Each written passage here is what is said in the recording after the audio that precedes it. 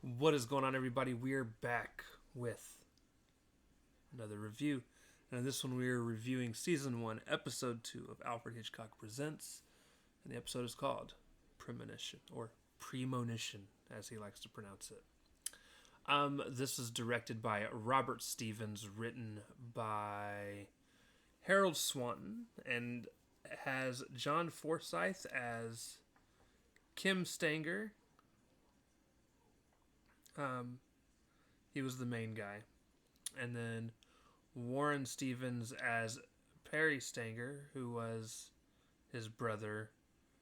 And then Cloris Lechman as Susan Stanger, who was the Warren Stevens' wife. It also has a supporting cast of George McGready as Douglas Irwin, Percy Helton as Gerald Eaton, and Paul Brinegar as Mason. This episode has, if you did not watch the watch along, I explained in the end. This episode has the fun aspect of being an episode that I completely predicted 5 to 6 minutes into the episode. And mostly because Alfred Hitchcock challenged me to. So I did. But basically, a guy returns home from being out of town. He claims he's been in Rome and in other places, in Paris. And he's there to see his dad. But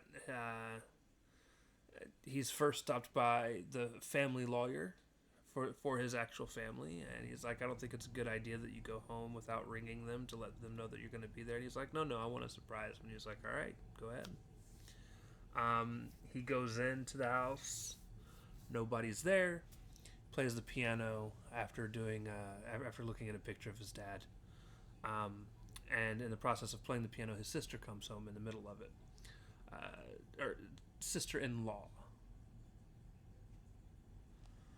And she says hi to him and is wondering what he's doing there. He said he's visiting home and he's there to talk to his dad. And after a short little back and forth, that's when he finds out that his dad is dead.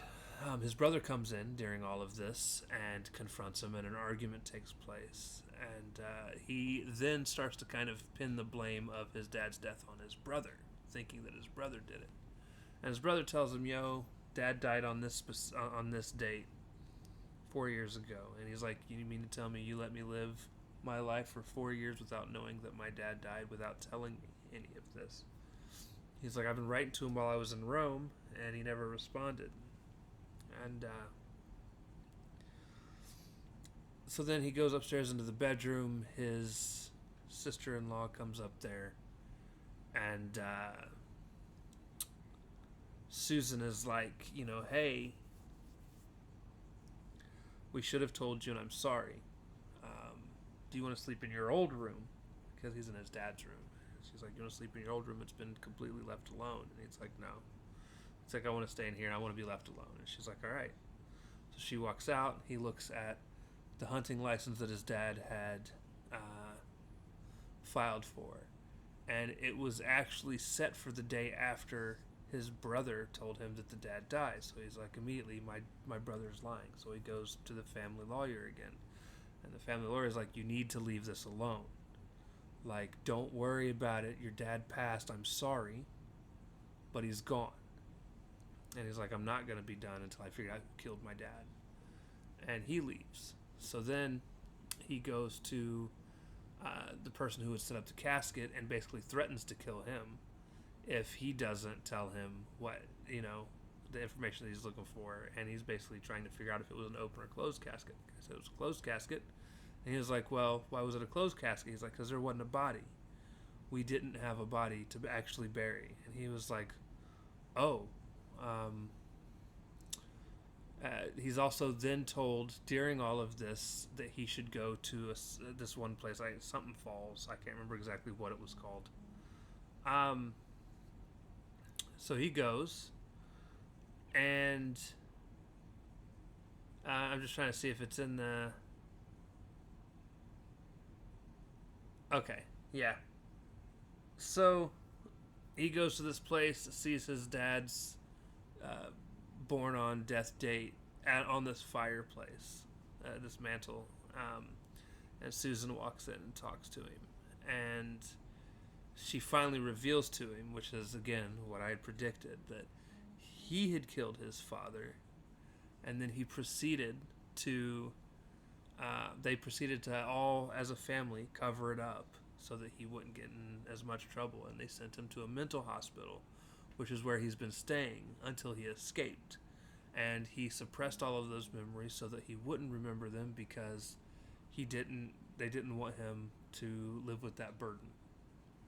And then that was how the episode ended. And here's the deal. With most episodes, if I go on and predict the way the episode ends, typically I am going to mark the episode down. Because if you're too predictable, then then I take off points basically for as far as where I rank you. However, I say that to say this. I won't say that they made this too predictable, because even when I made that wild prediction when I originally watched this, things would happen during the episode that made me think maybe I'm wrong. I still stuck with how I felt it was going to go, but I was like, no, maybe I'm wrong. We'll see how this plays out. And I just happened to get it right. And at any point, it could have gone any other way. They could have played it to where the brother killed Dad for the insurance money. But they didn't go that route. So, yes, I was super excited that I got it right, sure. However, I definitely was not expecting. I don't know where I was going with that statement, but I loved it. I thought it was done really well, and this is one of my favorite episodes I've seen so far. So that is going to do it for this review. Now, obviously, we're only 2 episodes in of all these watchings. I've seen the first 6 to 10 episodes earlier this year.